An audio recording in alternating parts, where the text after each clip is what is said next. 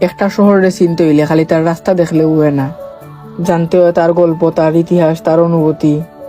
তবে আপনারা জানেননি খেনেউবা সুরমা নদীর পাড়ে তৈরি করা হয়েছিল ঐতিহাসিক আলী আমজাদর গড়ি, আর খেনেউবা তৈরি করা হয়েছিল সিলেটের প্রাণ গ্রিন ব্রিজ। আর সুরমা নদীর পাড়ে দাঁড়িয়ে থাকা ঐতিহ্যবাহী সার্কিট হাউজের পিছে লুকাই আছে শত শত ইতিহাস। আজকে জানবো ও গল্প, যে গল্প কোনো ইট পাথরের নাই, যেটা আমরা সিলেটের আবেগ, ঐতিহ্য আর পরিচয়ের গল্প। সুরমা নদীর তীরে উবাইয়া আজকেও সময়ের সাক্ষী হইয়া আছে আলী আমজাদর গড়ি। 1978 সালের তৎকালীন ব্রিটিশ বড় লর্ড নর্থব্রুকের সিলেট সফরটা স্মরণীয় করে রাখবার লাগি আর সাধারণ মানুষের সময় জানার সুবিধার লাগি এই ঐতিহ্যবাহী গড়িটা নির্মাণ করা হয়েছিল। যে সময় মানুষের এত কোনো গড়ি আসিল না বললেও চলে। এর দায় শহরের মানুষ গড়ি ব্যাধি তাকাইয়া বুঝিয়া নিতা দিনের সময়।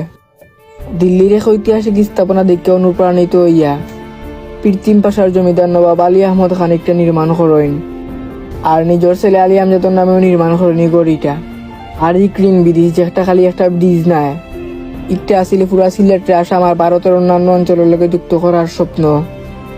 আসামের গভর্নর স্যার মাইকেল কিনের সম্মানে নাম রাখা হয় গ্রিন ব্রিজ। 1936 সালে চালু হওয়া এই ব্রিজটা হইয়া উঠে সিলেট শহরের প্রধান প্রবেশ দ্বারা। আর সুরমা নদীর খান্দা তুবাইয়া থাকা সার্কিট হাউজ দেশের গুরুত্বপূর্ণ অতিথি, উচ্চপদস্থ কর্মকর্তার, রাষ্ট্রীয় ব্যক্তিত্বর আতিথিয়তার সাক্ষী হইয়া আছে এই জায়গাটা। হয়তো কোনো একদিন অনেকটা বদলে যাব, তবে সুরমা নদীর পাড়ে বইয়া থাকা এর ইতিহাস সবসময় হইয়া যাইব।